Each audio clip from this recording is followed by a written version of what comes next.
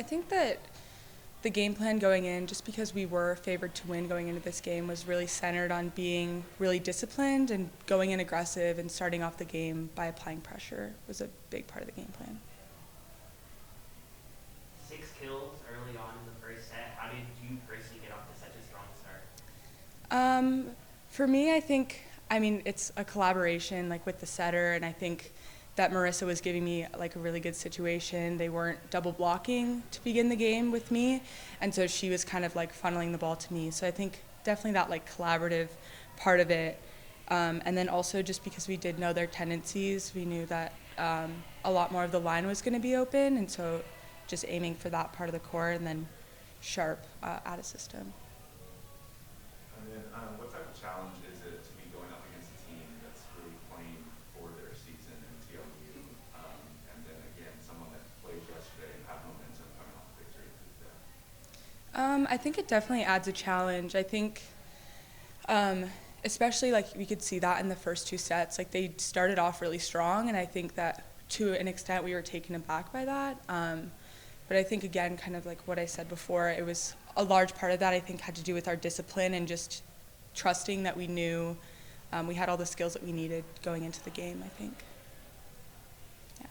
Looking forward to tomorrow, facing either Colorado or Southwestern. I'm sure the team will be watching this match later this afternoon. What are you going to be looking for ahead of the championship match? I think the biggest thing we're going to be looking for is just taking it like one set at a time, and seeing whatever like obstacles are put in front of us and just trying to work like 1 point at a time, 1 set at a time. And again, applying what we've learned with each of these teams, because this is going to be the 3rd time that we've played them or that we're going to play them. So applying what we know and what we've learned about them throughout the season is going to be a big part of it.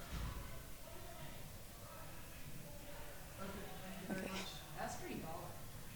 Thanks.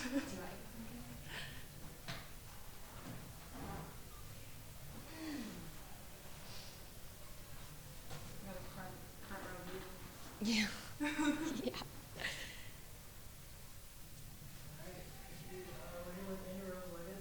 I'm Avery. That's okay. We're here with Avery Tuggle.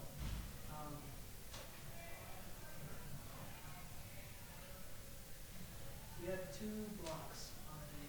What was the game plan as far as setting up and Yeah, so going into this game, we knew a lot of teams try to expose us with tips and like going off the top. So just being really disciplined and on our block and blocking low, not too high, trying not to have sloppy hands was a huge emphasis heading into this game. Avery winning SCAC Co-Player of the Year, 2nd time winning this award. You're just the 6th person to ever win it twice. So what does it mean to you to be in this conference that's so strong in volleyball and to be named one of the best players in that conference? I mean, it feels really good, but I don't think that any of it would have been possible if I didn't have the team that I have. So I would attribute a lot of that success to my teammates. I definitely wouldn't have been as successful as I was without them. So, yeah.